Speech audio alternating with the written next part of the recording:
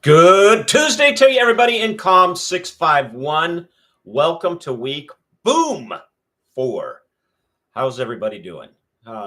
Did you have a good last week and weekend? Let me get a little tea in me. I'm gonna try to make it through this video without coughing.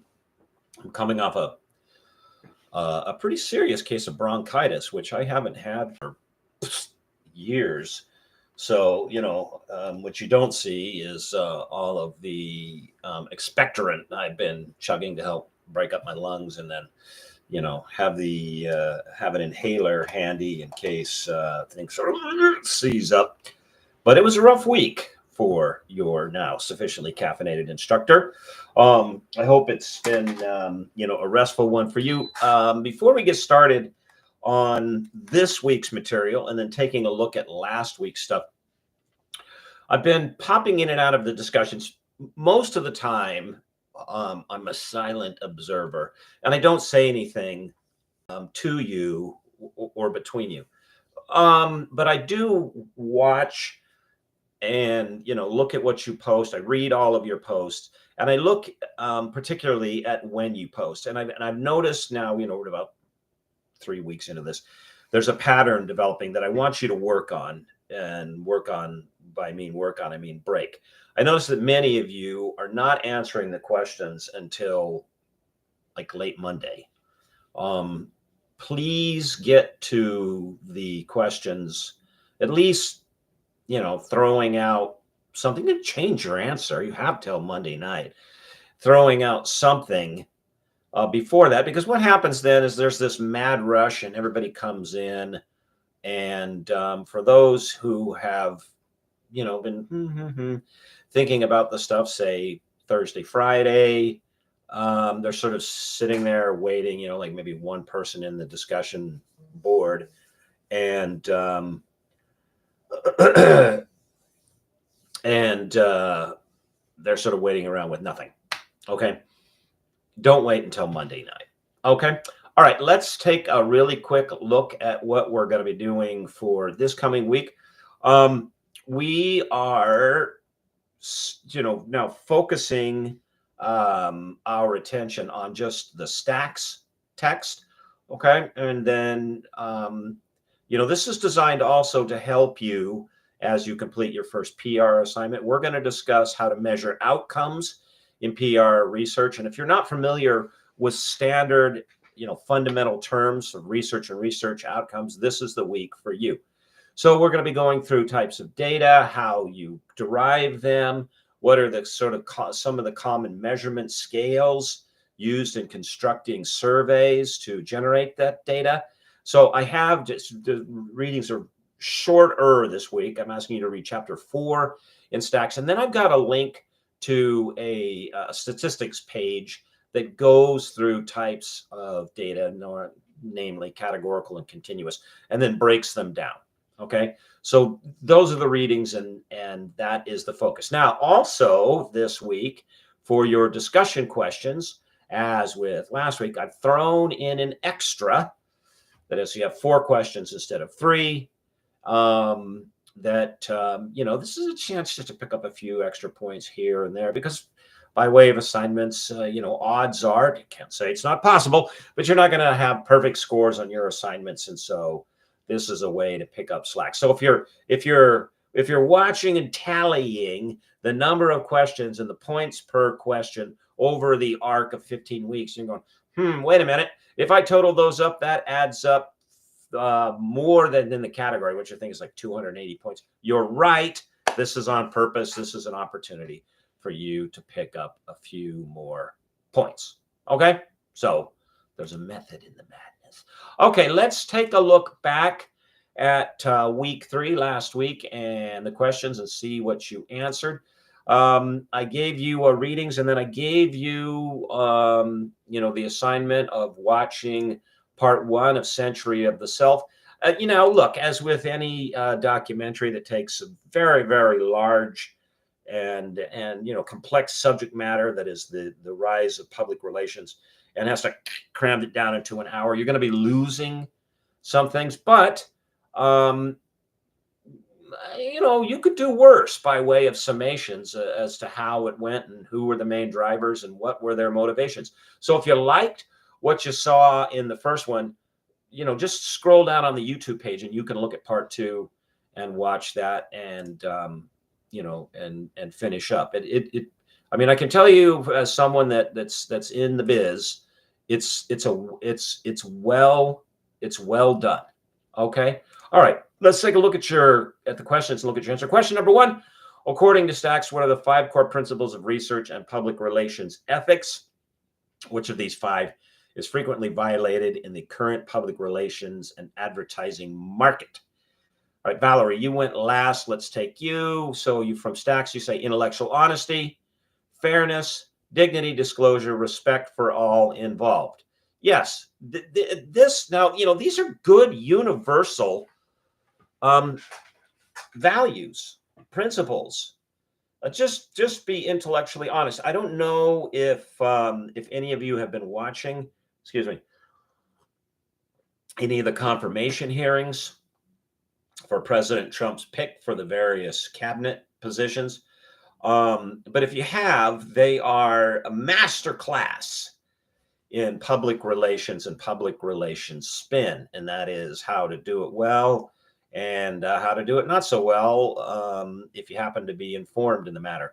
And one of the constant threads, especially on the part of some of the questioners of the various candidates, and you can make a case for the qualification or not qualification of candidates like Tulsi Gabbard or Robert Kennedy or Bobby, is it Robert?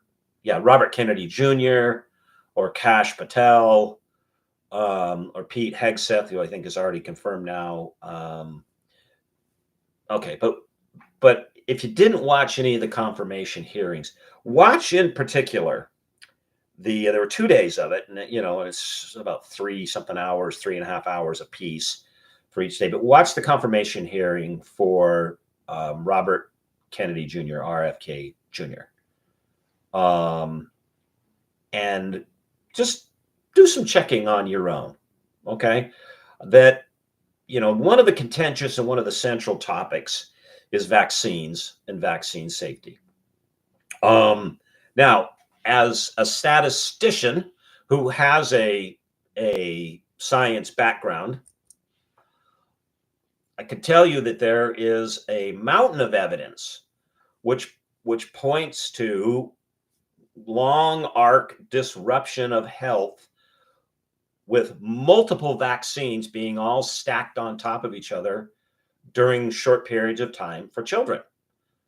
That's now well researched. Now, exactly what's causing, say, the rise in asthma or the rise in ear infections or the rise in some neurological disruptions, or even the rise of a tendency to fall over and incur a head injury among groups of children who've received the full vaccination schedule and those who have not. What's the causing agent? That's not understood.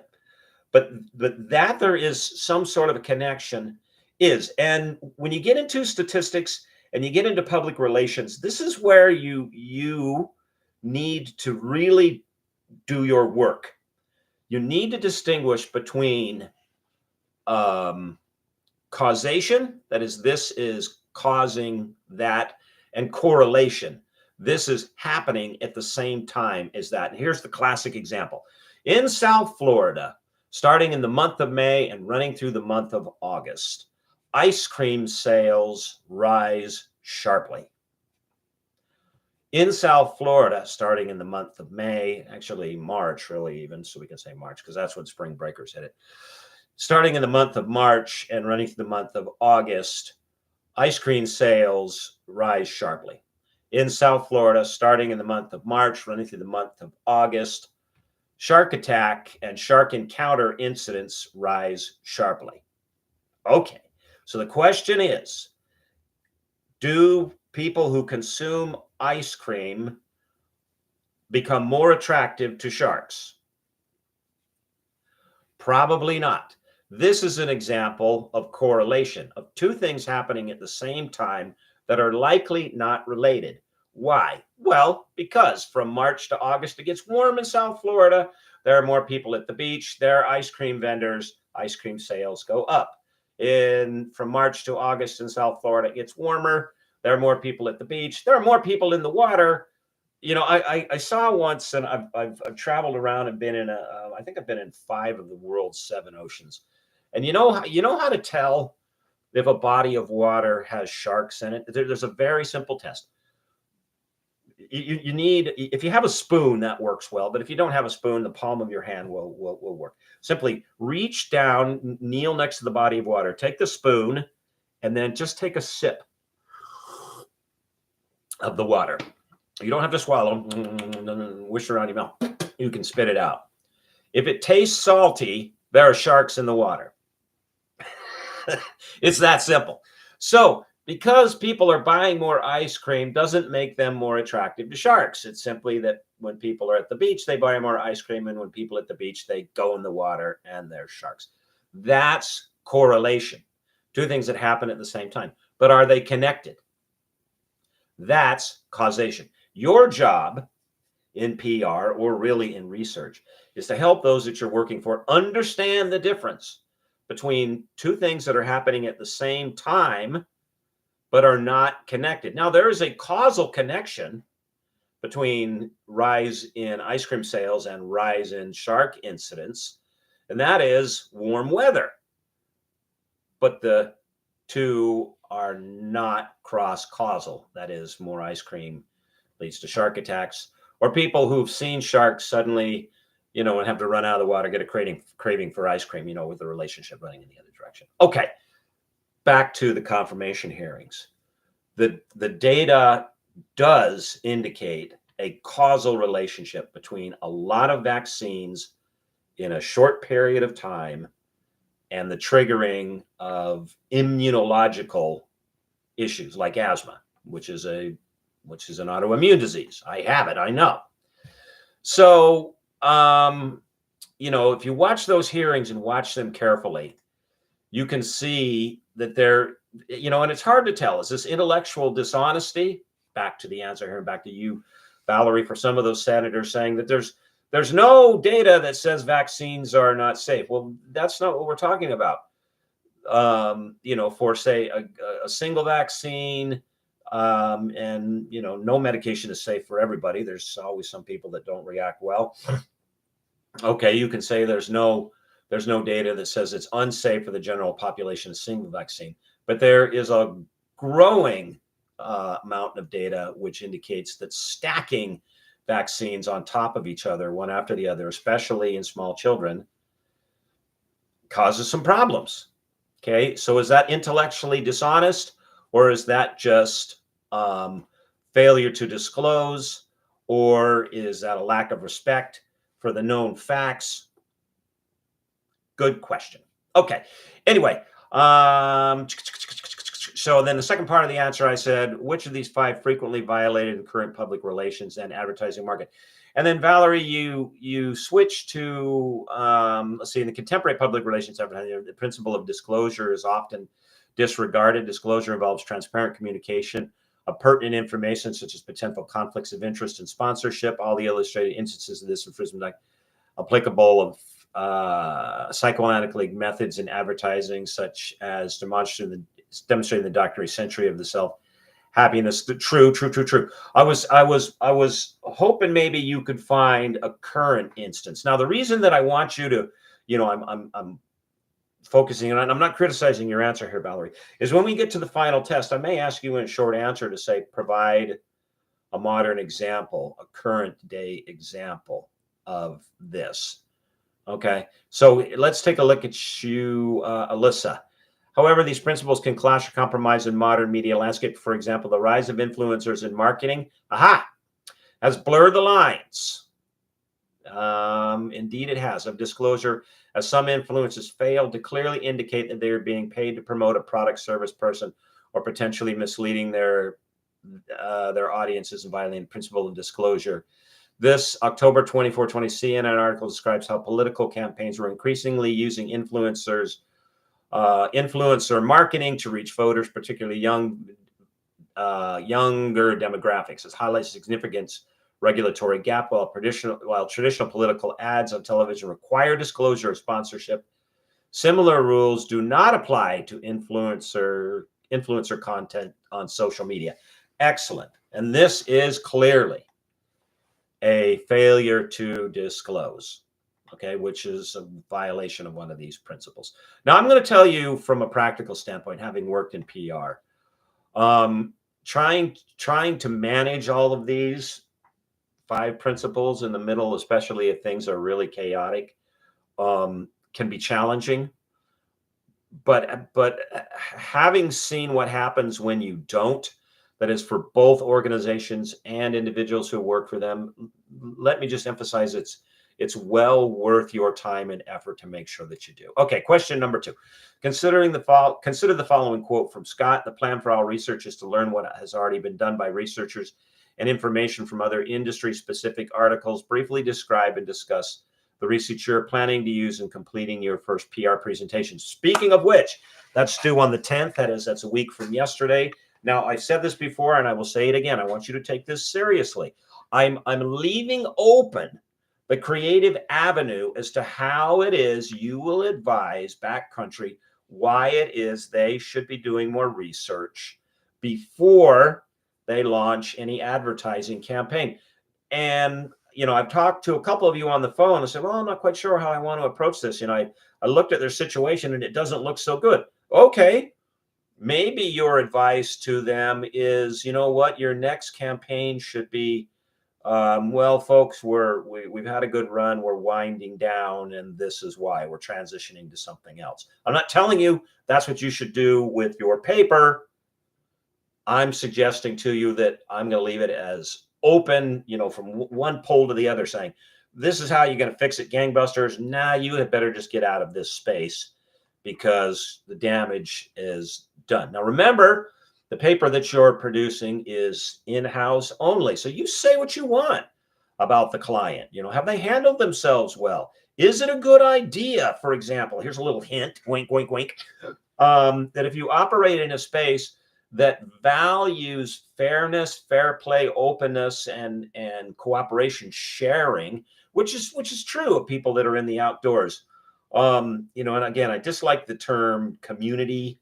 I think that's a a distortion.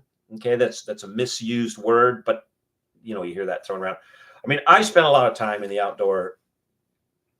I'm a mountaineer. I do for to me, a short hike is like 10 miles. Okay. A regular weekend out will be like 30.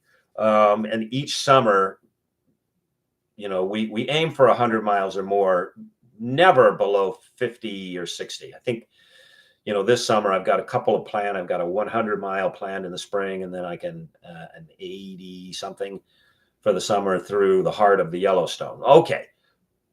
My point is, I spent a lot. It's not to beat my trash can lid. I spent a lot of time on trail and at different environments. Never, ever, ever have I found more helpful and cooperative and supportive people than I have found on the trail, especially the further you get out from any point of civilization. Why? Because you're all in the same boat out there. I mean, everybody is dependent. I've had a couple of instances in which, despite my best planning, things went horribly off the rails. And, myself and my hiking partner, we got into some pretty serious stuff and needed the help of somebody else that we met on, like a perfect stranger, to get out of it. That's the sort of ethos that dominates that activity. So, is it in the best interest of a company to run around suing any organization that uses the phrase backcountry in their name, which is, by the way, so ubiquitous? I mean, if you're gonna go hiking anywhere, whether it's federal land or national parks or state parks, there's this very clear distinction between the park, like say, I'm planning to hike through the Yellowstone. So when you apply for a permit or entrance, you apply either to the park, which means all the stuff sort of this many miles inside of the trails and near the main roads, and the backcountry. Two completely separate categories, two separate forms of application. And the backcountry means you're away from, any buildings, any lodgings, any ranger stations. You're out there on your own. Suing organizations that use the term backcountry that are involved in outdoor activities would be like suing organizations that use the term boot or trekking pole or sleeping bag. It's such a ubiquitous term. Have they damaged themselves beyond repair? Can they fix it?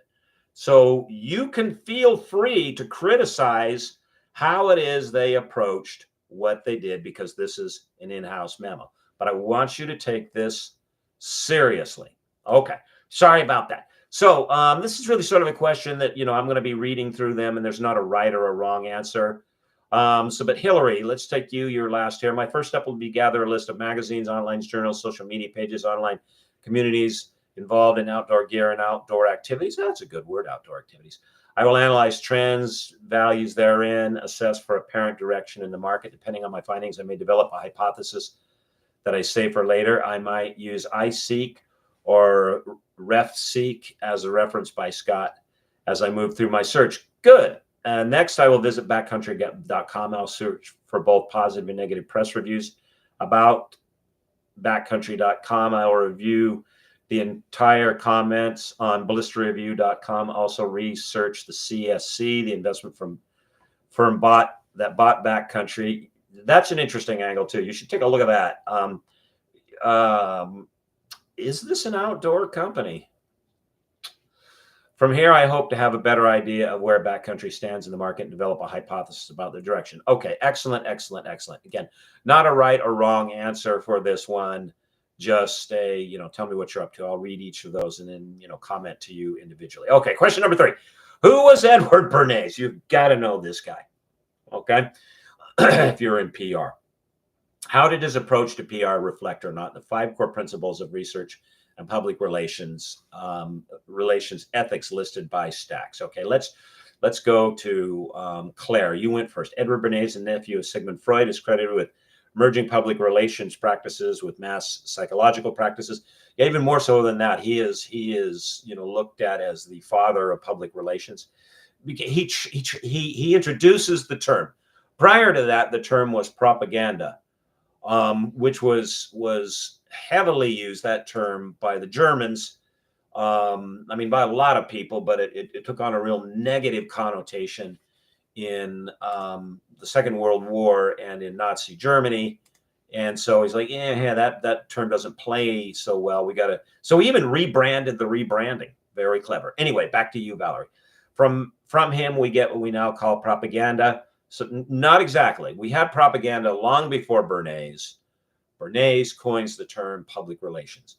A few popular quotes are associated with Bernays. Our propaganda is the executive arm of the invisible government, and we are governed, our minds, our models, our taste forms, our ideas suggested. Many scholars credit him with putting Freud on the map, claiming that it was Bernays' PR magic that got Freud scholarship to the public, which is certainly possibly true. Okay. All right. Good answer. There are a couple of books that I want to recommend as we go through these answers. And the first one is this one by Stuart Ewing, who you saw in the film. In the documentary, he has a little brief cameo at the end in which he says it's the people's influence, the people's impulses govern the people don't govern their impulses. In other words, this was Bernays' view. And then, so if you could control the impulses, you could control the people. If you're, you're coming to this class for a lot of reasons. I get it. All right. But if you're interested in PR, this is a book that you've got to read. Okay. It's simply called PR, A Social History of Spin. It's one of the standard texts in where this business came from. Okay. And it has an entire section.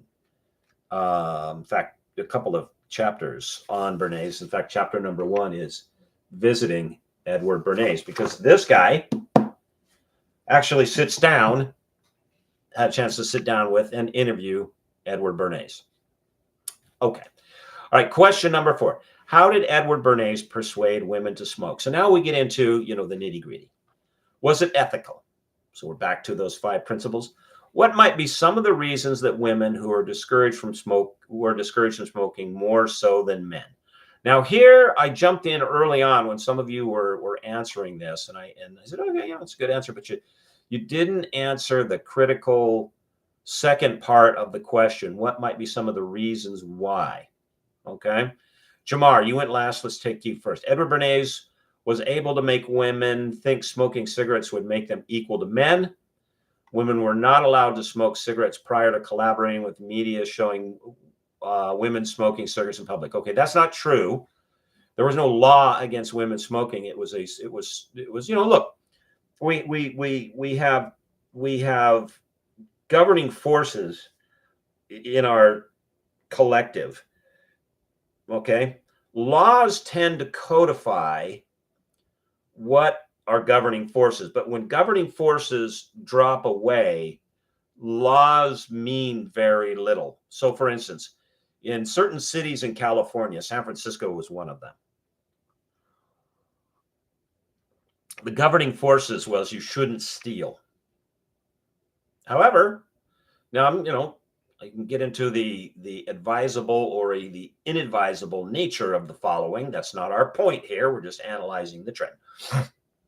They're developed over the last 10 or 15 years, a shift in attitude that, well, if you're homeless and you really don't have anything, then, if what you steal is below a certain dollar value, and they said $1,000, which is crazy because that's a lot for a store to absorb, then we won't prosecute you.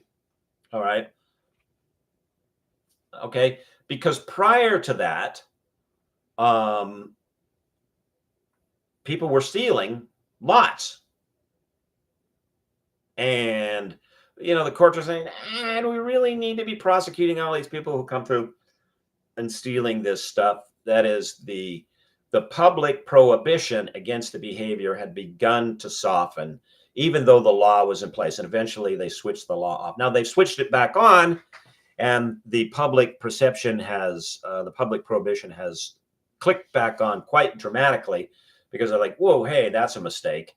To say, if you take less than $1,000, we'll let you go because our businesses are getting crushed. Okay, so just a slight correction. There was no disallowance for them. Okay, Bernays was able to convince women smoking cigarettes going forward was a sign of equality and freedom. This is true. A very clever trick. I don't think it was ethical. Smoking cigarettes is unhealthy. Okay, so true. Now, and say for an essay answer on the exam, I'm going to be looking for a little bit more than this. Why wasn't it ethical? Well, because it had nothing to do with it.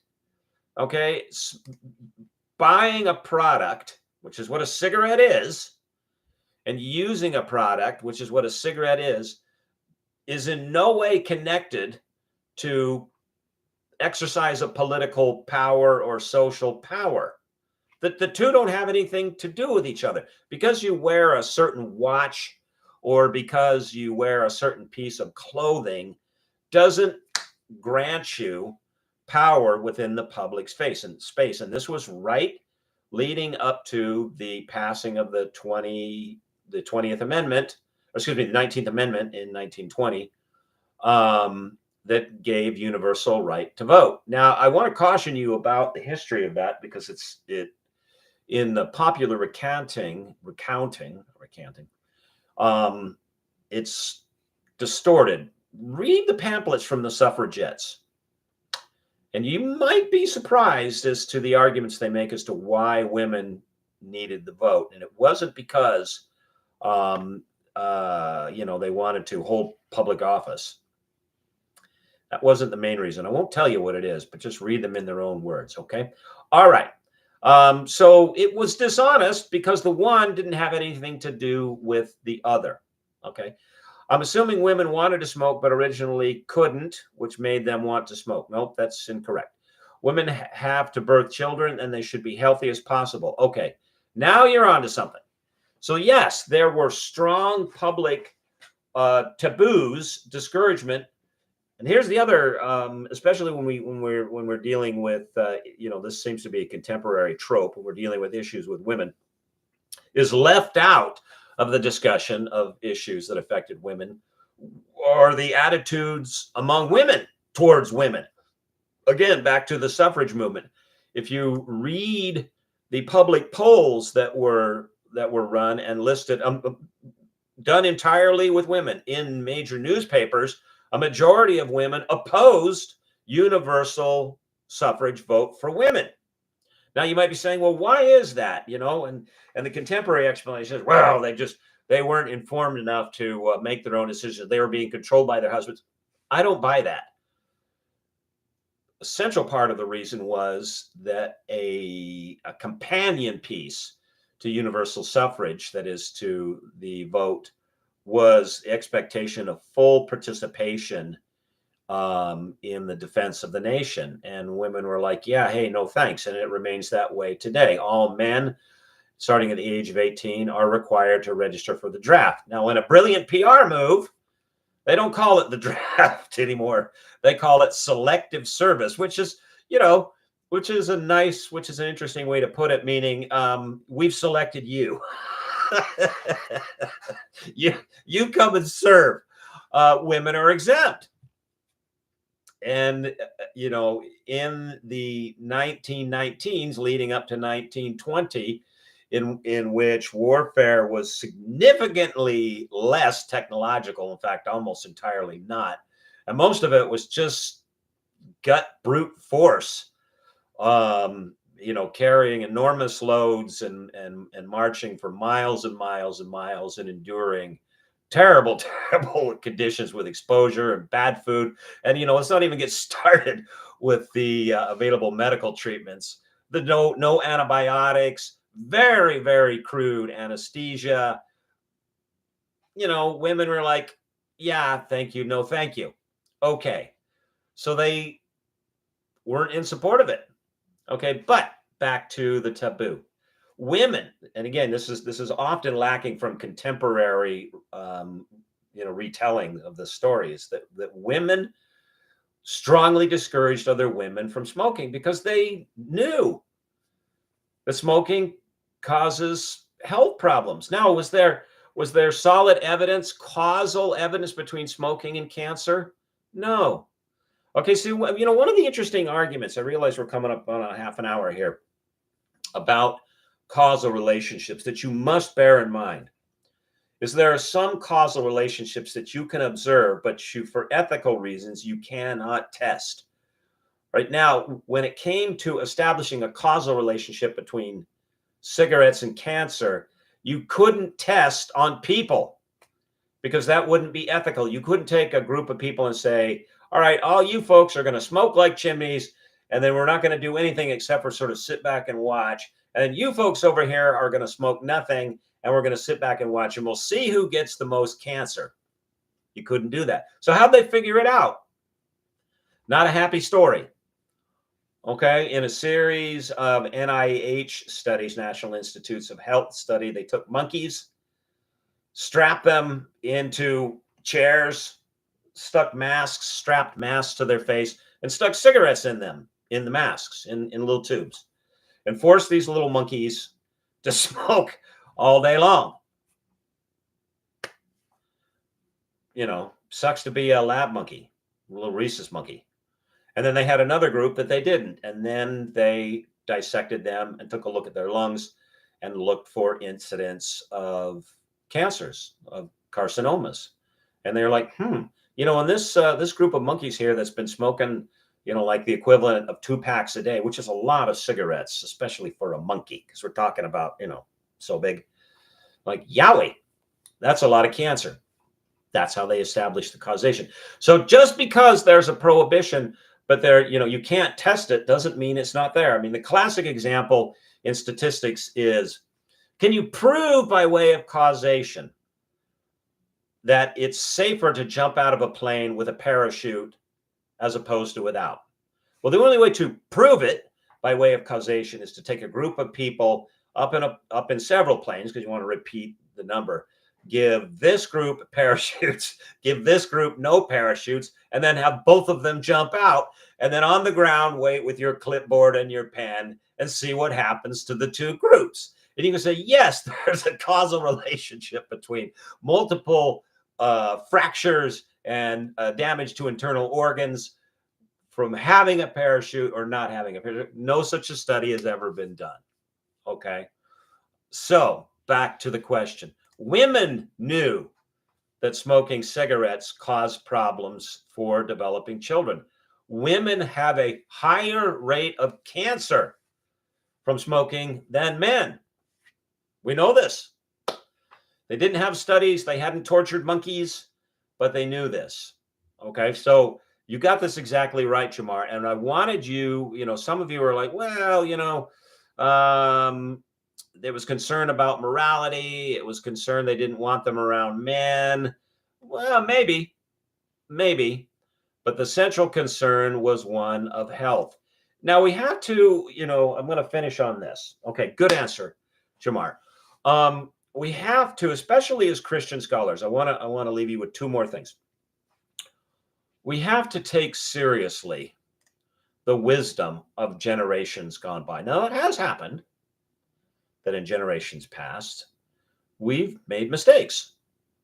Okay? The notion that some people, although human, aren't fully people like you and me, that's a mistake. And it was a mistake to say, well, he's a human, but he's not a person, so he's property. That's a mistake.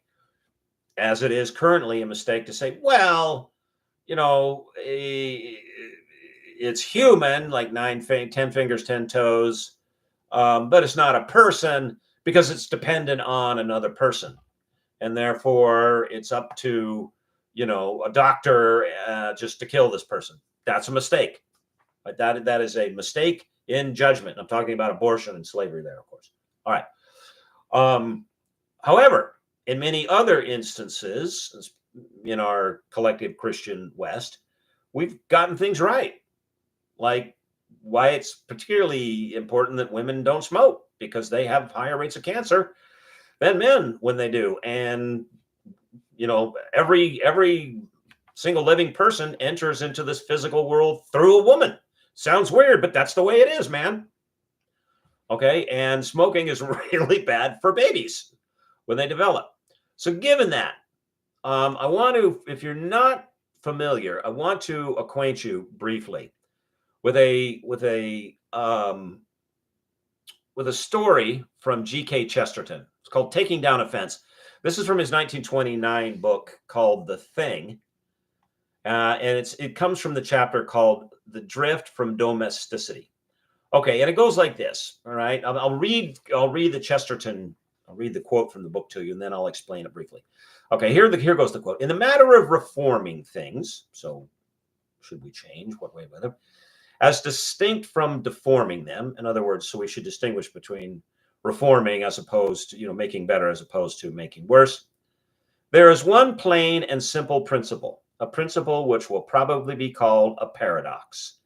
There exists in such a case a certain institution or law, let's say for the sake of simplicity, a fence or a gate erected across a road. The more modern type of reformer goes gaily up to it, that is the fence, and says, I don't see the use of this. Let's clear it away. To which the more intelligent type of reformer will do well to answer, if you don't see the use of it, I certainly won't let you clear it away. Go away and think. Then when you can come back and tell me that you do see the use of it, I may allow you to destroy it. Okay. What in the world is Chesterton getting at? All right. Now, as Christian thinkers, this is extremely important for us to understand this principle. And the principle is this: when we come upon a social norm, whatever it is, and in this week's questions, I'm kind of poking at you to ask you some questions about controversial social norms. We should ask, why was it put into place? In other words, if you're walking along and you're walking through a field and you come and you find a fence that's stretched across, the first question you should ask is not how do I rip this thing out and just clear the path for progress, but why did those in the past put this fence in this place, this barrier right here? What's its point? First, come to understand the point. Then make a decision as to whether you should dismantle it or not. Okay. All right, everybody. Thank you very, very much. Remember, 1 week from yesterday, first PR exercise due. All right. If you have any questions, I'll be in my office this week. And as always, I'm thinking about you, I'm praying about you, and I will see you on Canvas. God bless.